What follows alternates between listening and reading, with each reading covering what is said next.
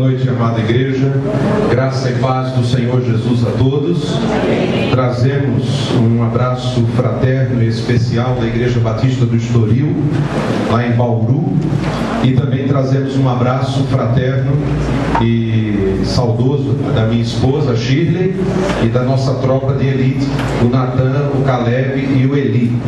Quem esteve lá no retiro, viu que o Eli gosta de cama elástica, chegava a brigar com a criançada porque queria ficar na cama elástica, Eu até pensei, depois daquele retiro, comprar uma lá para ele, lá em casa. Quem sabe ele gasta energia e dá um sossego para os irmãos, mas tudo bem. Que bom estar aqui com os irmãos, que bom estar aqui com vocês, na casa do Senhor. Aqui já é casa do Senhor, aqui já é igreja de Deus. Não importa se é estacionamento. Hoje é estacionamento, amanhã vai ser, E que bom, eu fico feliz em poder estar aqui com o pastor Ricardo e os irmãos com quem a gente já tem tido uma caminhada muito abençoada em todos esses anos. E eu louvo a Deus porque os irmãos, a cidade de Sumaré é a primeira cidade que nós estamos apresentando o nosso projeto missionário. Estou aqui no estado de São Paulo, esse ano de 2016, dia 15 de agosto de 2016, vou fazer, sei lá, talvez não passa, nem chega a isso, 20 anos no estado de São Paulo. Em 1996 saí da Paraíba, vindo para cá, trabalhei em Botucatu, na primeira igreja, e fiquei 2 anos lá. Depois fui para Bauru para trabalhar como pastor de jovens e adolescentes na igreja do Estoril, e depois de 2 anos fui convocado pela igreja para assumir o ministério, e estamos já há 15 anos à frente da Igreja Batista do Estoril. Quando eu vejo construção assim, eu lembro que nós já passamos por isso. Estamos há 11 anos construindo, mas não quero desanimar os irmãos. Acho que a construção é bem menor do que a nossa lá, mas eu fiquei muito feliz ao ver o pastor dizer que cada centavo investido na construção será investido um outro centavo para a obra missionária. E eu tenho lançado esse desafio na igreja também, de lançar esse mesmo desafio. Tudo que gastamos na nossa construção, nós queremos investir nos próximos anos na obra missionária. E esse ano, ano passado, em novembro, eu convoquei a igreja, disse que estava indo embora, estava saindo, depois de 15 anos. A igreja certamente sentiu bastante, mas tem nos dado apoio, e nós temos um trabalho missionário, e se assim o Senhor nos permitir, no final de julho, início de agosto, nós queremos ir para a França, para o sul da França. Diferente de muitos projetos missionários que falam mais da África, da Ásia, do Oriente Médio, a Europa é um continente pouco falado em missões. Quando falamos em missões, em geral, as pessoas elas ficam mais propensas a ajudar missionários em países mais carentes, como África ou Ásia, por exemplo. No entanto, a França é um grande desafio espiritual. Não há carências financeiras, longe disso. Eles passam por crise, mas eles em crise estão em melhor condição do que a gente sem crise. Essa é a verdade. Mas o grande problema não é esse. Então eu gostaria de primeiramente apresentar o nosso projeto da Cruz Huguenote. Esse é o nosso projeto, não é um projeto meu, é um projeto que já tem sido trabalhado no coração de Deus pelo pastor Jorge Pinheiro e também com as igrejas na França. Essa cruz é chamada de Cruz Huguenote. Daqui a pouco eu vou explicar a vocês quem eram os huguenotes. Os huguenotes eram os reformados. Durante a reforma protestante de Lutero, em 1517, ou seja, ano que vem, a reforma protestante vai comemorar 500 anos. Deus levantou na França um homem chamado João Calvino. E Calvino era francês e ele começou a trabalhar junto com outros homens, outros pastores, a reforma protestante na França. E eles foram chamados de huguenotes, né? E daqui a pouco eu vou contar um pouco da história deles, porque a história do protestantismo e até mesmo das igrejas evangélicas na França é uma história escrita com sangue. E há uma necessidade muito grande. Mas deixa eu mostrar algumas coisas, por favor, pode passar. Quando falamos na França, é isso que nos lembramos. A criançada vai lembrar do Ratatouille, né? Quando pensamos na França, ficamos impressionados com a Ile-de-France. Paris é chamado de Ile-de-France, a ilha da França, né? Onde tem a Torre Eiffel, o Arco do Triunfo, que é um monumento belíssimo que fica na Avenida Champs-Élysées, uma avenida onde tem paradas militares e tudo mais. Pode passar. O Museu do Louvre é um museu fantástico, um museu assim sensacional, onde você vai encontrar a história do mundo da forma assim mais fantástica possível. Mas pode passar. Mas a França, desde o ano passado, também é conhecida como um lugar marcado pelo terror. Em janeiro de 2015, houve o ataque à redação do jornal satírico Charlie Hebdo, né? E depois, em novembro, os ataques terroristas contra a boate Bataclan e contra vários pontos na cidade de Paris, onde só na boate Bataclan 130 pessoas foram mortas, de uma forma assim fria, né? Então, a França não só tem imagens bonitas, também tem uma imagem de terror, porque existem muitos muçulmanos lá vindos do norte da África, do Oriente Médio, principalmente desde a metade do ano passado para cá, um grande fluxo migratório vindos da Síria, do Líbano, do norte da África, da Líbia, de pessoas que estão fugindo da guerra, do Iraque, do Afeganistão, fugindo da guerra para entrarem na Europa. Né? E como vocês estão vendo, muitos países da Europa estão levantando cercas, muros, impedindo que essas pessoas entrem na Europa. Alguns países, como a República Tcheca, disse que só aceita cristãos, não aceita muçulmanos. E em outros lugares, como na Alemanha, muitos grupos de extrema direita estão incendiando e atacando muçulmanos e árabes nas cidades, porque não querem eles ali. Entretanto, muitos sírios, muitos muçulmanos vindos dessa região do Oriente Médio estão se entregando a Cristo em igrejas evangélicas na Alemanha. E o que muitos não percebem é de que a Europa hoje é um lugar onde nós podemos, por exemplo, falar do Evangelho para muçulmanos e não teremos a nossa cabeça cortada. Porque na Europa se tem liberdade de religião, então eles não podem nos atacar. E tem um detalhe ainda mais impressionante, porque nós muitas vezes mandamos missionários para o Líbano, para o Iraque, para a Síria, e eles têm uma grande barreira além da cultura, chama-se a língua. A língua árabe é a segunda língua mais difícil de se aprender. Só que na Europa, você pode falar com um sírio, com um iraquiano, com um libanês, com um egípcio. Você pode falar em inglês, em francês, em espanhol, em português. Porque ali na Europa você tem muitas línguas. E você pode falar numa língua que nós dominamos. Então a barreira da língua na Europa, ela é várias vezes quebrada, justamente por isso. Porque você pode falar com aqueles jovens, e principalmente os mais jovens, você pode falar numa língua que não seja o árabe. E o grande impulsionador disso é de que você pode ser um instrumento de Deus ali para salvar pessoas que vêm do mundo islâmico, e quem sabe essas pessoas voltarem para o mundo islâmico, já dominando a língua, já dominando a cultura, falar de Cristo para os seus. A Europa tem essa vantagem. Pode passar. Eu quero passar rapidamente. Essa é a bandeira da França, nós já conhecemos.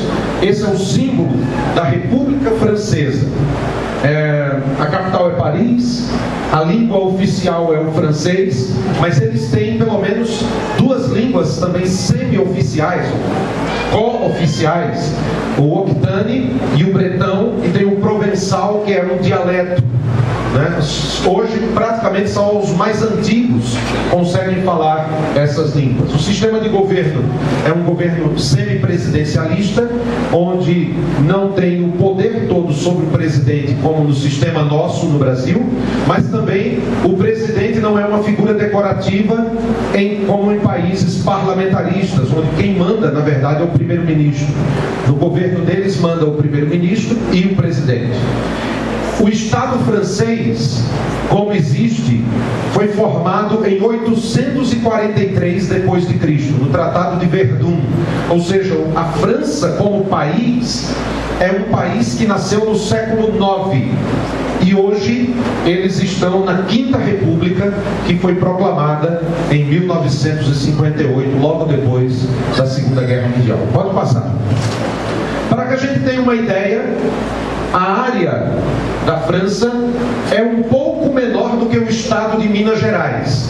Então a França caberia dentro do estado de Minas Gerais. Mas a população da França, de 65 milhões de habitantes, seria um pouco mais do que o estado de Minas e São Paulo juntos. Então, a França tem esses detalhes para que você tenha ideia do que representa esse país. Pode passar. Só para que aqui é apenas um dado interessante, porque aqui no Brasil nós temos grandes cidades. Sumaré tem quantos mil habitantes, mais ou menos? Uns 250 mil, em média. 250 mil. Campinas tem 1 milhão e 200. Não, tudo bem. Recife, onde eu estudei, a grande Recife tem mais de 3 milhões. João Pessoa, onde os meus pais moram, 700 mil. Você vai encontrar grandes cidades, Bauru, 420 mil habitantes. Na França, a maior cidade é Paris. E Paris tem aproximadamente 2 milhões e 190 mil habitantes.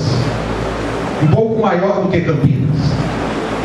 E logo depois, pode voltar lá ao primeiro quadro, por favor. Nas 20 cidades, Marseille tem 852 mil, Lyon 400 e pouco, e aí vai diminuindo. Então, lá na França, você não tem grandes cidades, né? Você vai ter cidades, as 20 maiores cidades vão girar ali entre 400 mil e 100, pode passar o outro, e 144 mil habitantes. Você vai encontrar muitas vilas. Então há cidades na França, vilas que têm 500 habitantes, 1.300, 2.100, 800 habitantes. São pequenas vilas, e essas vilas ficam muito distribuídas. Então, basicamente, 95% das cidades francesas têm até 1.000 habitantes. Então são pequenas vilas. E isso é muito interessante. Pode passar. A França é um país secular. A liberdade de religião é um direito constitucional. O governo francês não mantém estatísticas sobre adesão religiosa, etnias ou filiação política. Por quê? Porque desde 1905 a França tem uma lei chamada Lei da Laicidade. Já ouviram falar de laicismo, laicidade? Muita gente fala aqui no Brasil sobre isso. O Brasil, tecnicamente, é um país laico, mas ele não é como na França. Por exemplo, desde 1905, na França, existe esse Estado laico, ou seja, nós podemos ter igrejas, nós podemos fazer cultos normalmente, como os judeus, como os muçulmanos, como qualquer outra religião, mas lá não vai ter nunca marcha para Jesus, porque a lei da laicidade proíbe. ele diz assim: você quer cultuar a Deus? Tem a sua igreja, tem a sinagoga, tem a mesquita. No meio da rua, você não pode abordar as pessoas, a não ser que elas deem o consentimento. Mas você não vai ver pessoas evangelizando no meio da rua. E isso é um problema lá na igreja cristã, porque os cristãos da França aderiram tanto a esse conceito de laicismo que eles pararam de evangelizar. Eles pararam até de ensinar as crianças. Há quase 2 anos atrás, eu, a Shirley e o Eli fomos para o sul da França. Deus já estava falando ao nosso coração ali. E quando chegamos lá, chegamos numa igreja de 20 anos. Quantos anos tem a igreja aqui? Quantos anos tem mais ou menos? Vai fazer 4. Nós chegamos numa igreja de 20 anos, que tinha 20 membros, e que o irmão mais novo da igreja tinha 40 anos. A igreja não tem jovens, a igreja não tem adolescentes, e a igreja não tem crianças. Uma senhora, isso quem me contou foi o Pablo, missionário brasileiro, que já está lá na Cruz, o menor. Ele disse que uma irmã da igreja chegou e disse assim: eu não vou falar de Cristo para o meu filho. Quando ele tiver 18 anos, eu chego para ele e digo: olha, essa é a fé que eu creio, essa é a Bíblia, esse é o Deus que eu creio. Se você quiser ser cristão também, seja. Se não, seja o que você quiser. Então os pais não têm ou não observam aquilo que a Bíblia diz de ensinar a criança o caminho em que se deve andar. Eles não levam, por exemplo, Deuteronômio capítulo 6 como algo sério, de ensinar os seus filhos a palavra de Deus. Então, por quê? Porque a França foi um país em que teve muitas guerras religiosas. E em 1905, um deputado socialista lançou a lei do laicismo, justamente para tirar toda e qualquer influência religiosa na cultura e na sociedade francesa. De modo que, para o governo, a gente tem aqui, todo ano, o IBOP fazendo censo, aí diz lá, tem tantos evangélicos, tem tantos católicos, tem tantos espíritas. Eles fazem o censo, mas o censo religioso para eles não tem nenhuma utilidade. Então eles não sabem quantos evangélicos, quantos católicos, quantos ateus, quantos agnósticos existem na França. Por quê? Porque para eles isso não tem relevância. Olha a cultura como é, né? Eu peguei aqui alguns dados. Segundo um dado que foi feito por um jornal católico, La Croix, descobriu que enquanto em 1965 81% dos franceses se declaravam católicos, em 2009 isso caiu para 64%. Aí você está pensando, porque se converteu muita gente. Não, 27% dos franceses iam à missa uma vez por semana ou mais em 1952. E em 2006 apenas 4,5% fazem isso, ou faziam isso, né? 15,2% assistiam à missa pelo menos uma vez por mês, né? E isso certamente caiu. E os protestantes representavam apenas 3% da população, em que 28% se declarava sem religião. No Brasil hoje, o grupo que mais cresce nas estatísticas são os sem religião e os desigrejados. São os 2 grupos que crescem no Brasil hoje. Pode passar. E aí tem outros dados, e apenas só para citar, alguns chegam a dizer que, por exemplo, agnósticos são aproximadamente quase 17% da população, e ateus chegam a quase 5% da população. Então a França é um país muito secularizado. Para que a gente tenha ideia, às vezes a gente fala assim: poxa vida, graças a Deus deu tempo de chegar na igreja antes da chuva cair com toda essa força. A gente usa assim, graças a Deus, né? Eles não usam o nome Deus para coisa alguma. Coisa alguma. Nem para falar assim: ai, graças a Deus peguei a padaria aberta. Não. Deus não se menciona na vida de um francês. Esta é a realidade. Pode passar. Isso aí eu já falei, né? 9 de dezembro de 1905, o parlamento francês, né, promulgou esse ato da lei de laicidade. Agora, por que eu quero falar sobre isso?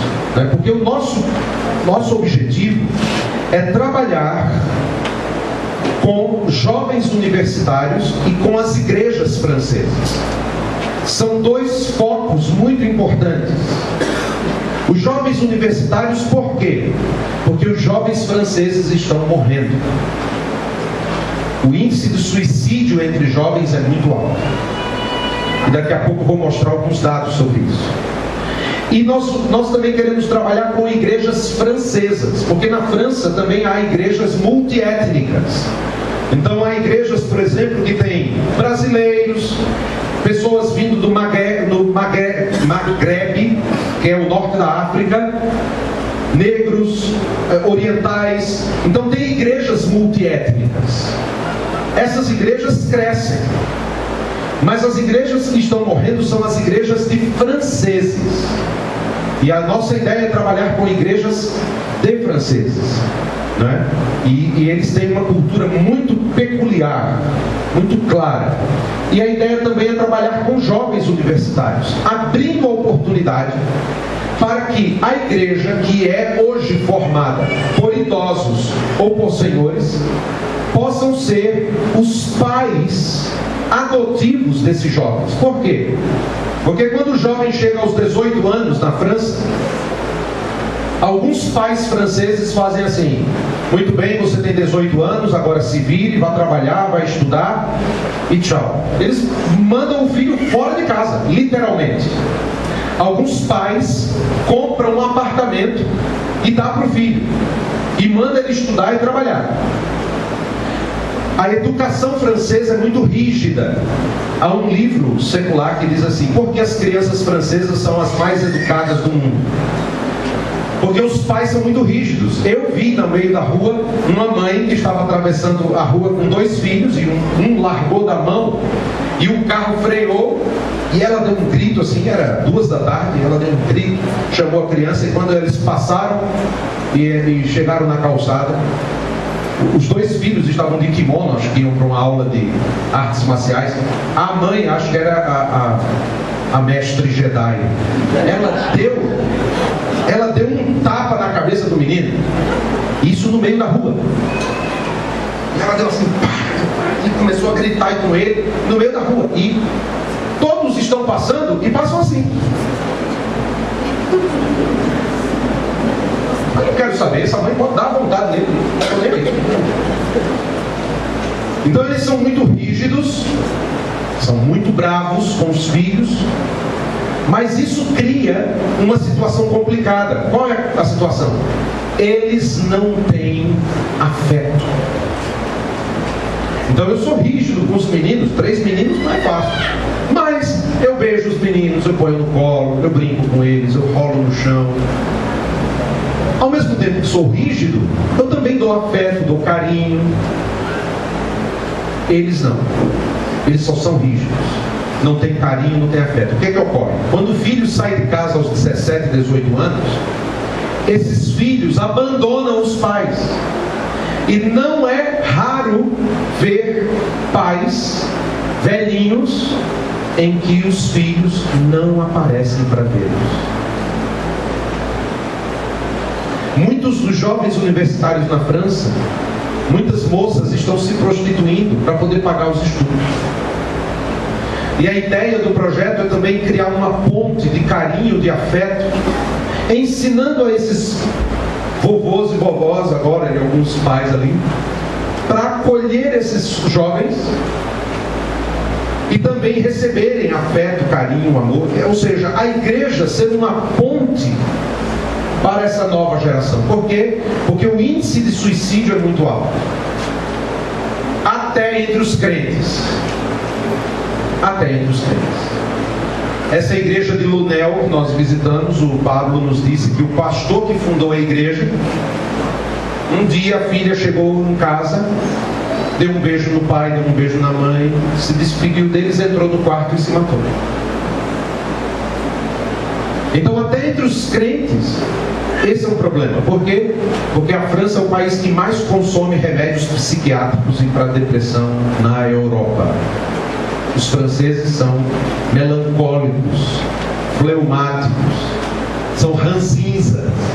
A cultura deles é uma cultura muito difícil. Eles são chatos até entre eles mesmos. Né? Então, é uma cultura muito difícil. Pode passar. Por que a França? Porque toda a Europa hoje está mergulhada no secularismo. Eu vi igrejas cristãs que são museus.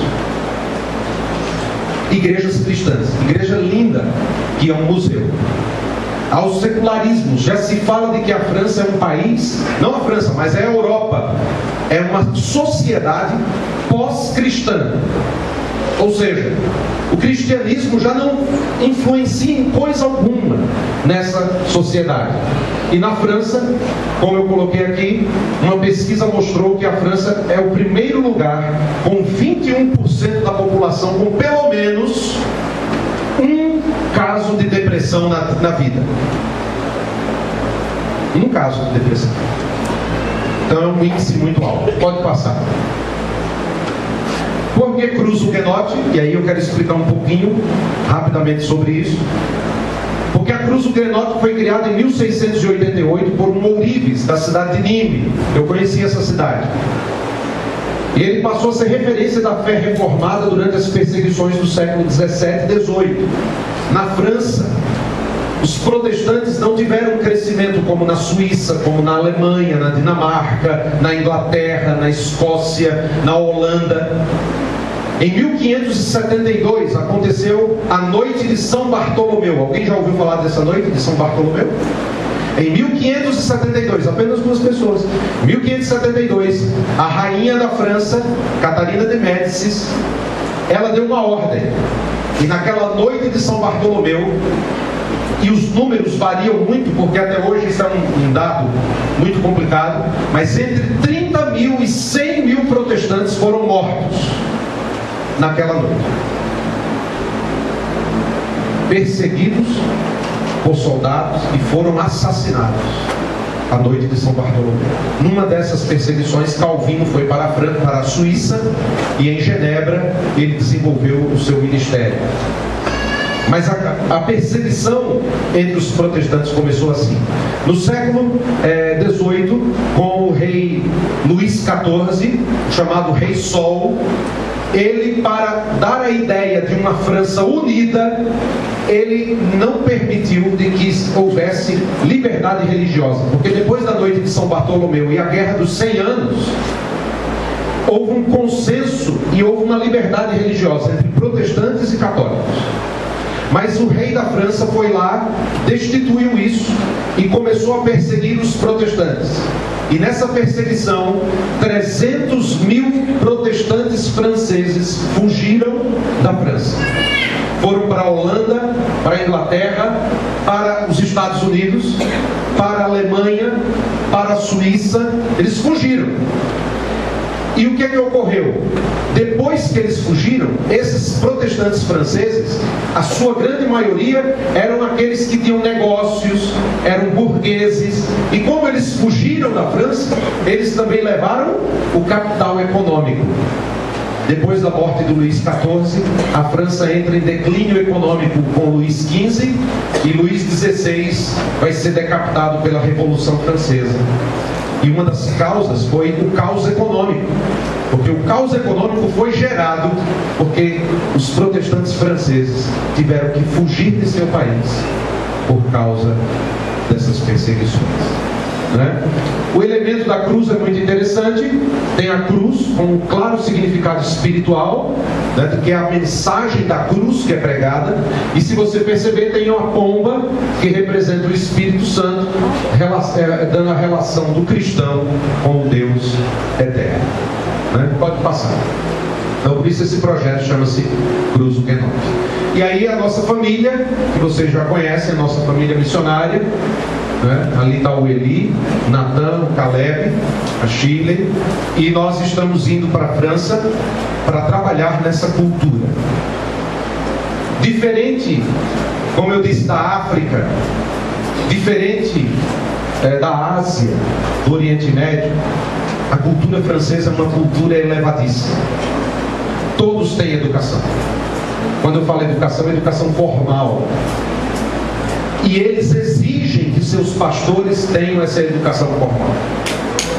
Então, nós estamos indo, eu me formei em pedagogia, Shirley em psicologia, e a ideia é de que, chegando lá, nós não podemos parar de estudar. Por quê? Porque para eles, o pastor tem que ser tão intelectual quanto eles. E é uma cultura muito fria. Então, por exemplo, você chega numa igreja francesa, eles cantam, eles oram, o pastor chega aqui com o sermão todo escrito. Eu escrevo o sermão, mas eu não fico preso no sermão, eu faço uma piadinha, conto uma história, improviso, às vezes eu pulo uma coisa, vou em frente. Eles não. Até a saudação do pastor ele escreve. Bom dia, irmãos, muito bom estar aqui com os irmãos. Então a mensagem é quase como se fosse um discurso. E eles escutam, ficam sentados escutando. Então a mensagem é a leitura do texto que ele escreve, geralmente um texto muito denso, muito teológico, muito profundo. Termina, Deus abençoe, ora e vai embora. Então o culto começa às 10 horas, 11h15, 11h20 terminou tudo. Nós estamos indo nessa cultura em que a mensagem é profundamente bíblica e teológica, mas não tem poder, não tem aquele fogo do Espírito que é capaz de inquietar. Às vezes é uma leitura. Então são igrejas que infelizmente ficaram presas à cultura que lhes serviu. E o nosso objetivo é ir para essa cultura com o intuito de sermos instrumentos de Deus e voltar esse povo às Escrituras. E aquela paixão pela glória de Deus, a paixão pela palavra de Deus, a paixão em que o Espírito Santo nos dá liberdade para adorar, para pregar e para falar, não simplesmente de coisas técnicas do texto bíblico, mas da vida da palavra de Deus. Então nós estamos aqui hoje também para divulgar nosso trabalho. Eu gostaria muito que você orasse por esse país, pela França.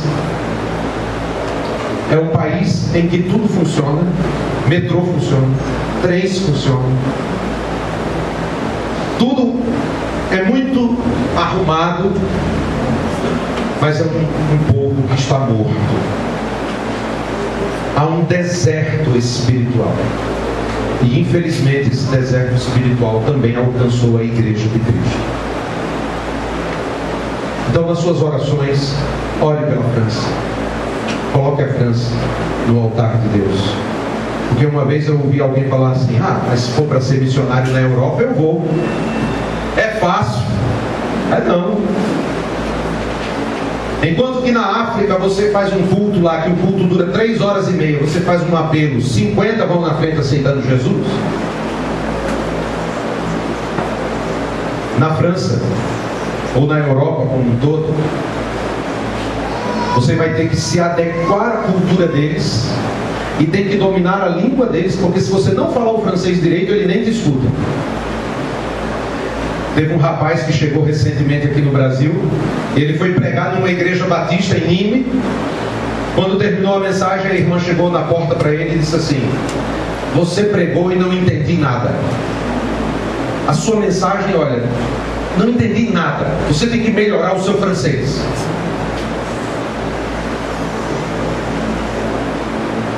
Esse rapaz ficou tão deprimido. O brasileiro assim, gosta de calúnia. Ele ficou deprimido. Porque a gente estava lá naqueles dias, eu tive que falar com ele: não pensa assim não, olha para frente, é isso mesmo.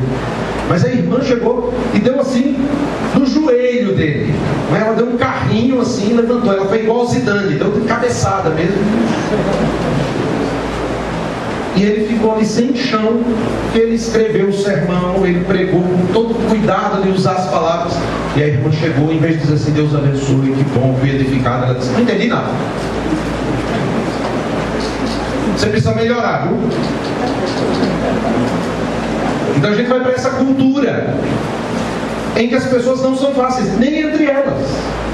É uma cultura sem afeto, sem carinho, né? A gente andava no metrô com o Eli no colo, as pessoas ficavam olhando, ficavam espantadas porque tinha um bebê. Você entra no metrô, você não vê criança.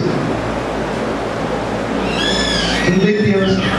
Até as moças brincavam com o Eli, mas brincavam de longe, porque eles não têm essa ideia do toque, da proximidade. Então é um lugar muito difícil, é um grande deserto espiritual. Eu gostaria que nós orássemos, antes de eu trazer a mensagem dessa noite, eu gostaria que nós orássemos. Nós temos irmãos trabalhando ali. Pastor Alexandre Melhorança, ele vai assumir a igreja de Montpellier nos próximos dias. E é um grande amigo, uma pessoa que a gente tem mantido muito contato, está fazendo um trabalho fabuloso, também com estudantes. E essa igreja de Montpellier já é uma igreja, vamos dizer assim, grande, tem 60 membros. Né? Uma igreja grande, uma mega igreja. Então, vamos orar por esses irmãos que já estão trabalhando, o Pablo e a Patrícia, o Alexandre e a Ana. Há muitos irmãos trabalhando lá. Há um outro projeto chamado França Brasil, que está trabalhando mais na região de Paris, mais no norte. O projeto da Cruz Huguenote visa trabalhar mais no sul da França, que é uma região mais rural, uma região de cidades menores e também de muita necessidade espiritual. Vamos orar? Curva sua cabeça um instante. Vamos orar. Senhor Deus, nosso Pai, há tantas realidades culturais diferentes da nossa que não conseguimos imaginar a grande dificuldade de o Evangelho chegar a esses lugares. No entanto, o Senhor é poderoso para fazer com que o Evangelho entre nos lugares mais diferentes e alcance as mais diversas culturas, porque a Tua Palavra diz que um dia homens e mulheres de toda raça, tribo, povo, língua e nação estarão diante do trono do Cordeiro. Jesus disse: há outras ovelhas de outro aprisco, convém que eu vá buscá-las. Então não há somente judeus no céu, há indianos, africanos, pessoas do Oriente Médio, do Brasil, da América Latina e também na Europa. Que o Senhor tenha compaixão das igrejas que têm, em meio ao secularismo na Europa, sobrevivido e têm testemunhado do Evangelho. Que o Senhor possa operar nesse país e que o Senhor possa usar nossa família, assim como tem usado outras, para fazer com que o Evangelho cresça e se propague na França, na Bélgica, na Suíça, nos países de língua francesa e em outros países ao redor, para o louvor da Tua glória, em nome de Jesus. Amém. Muito bem.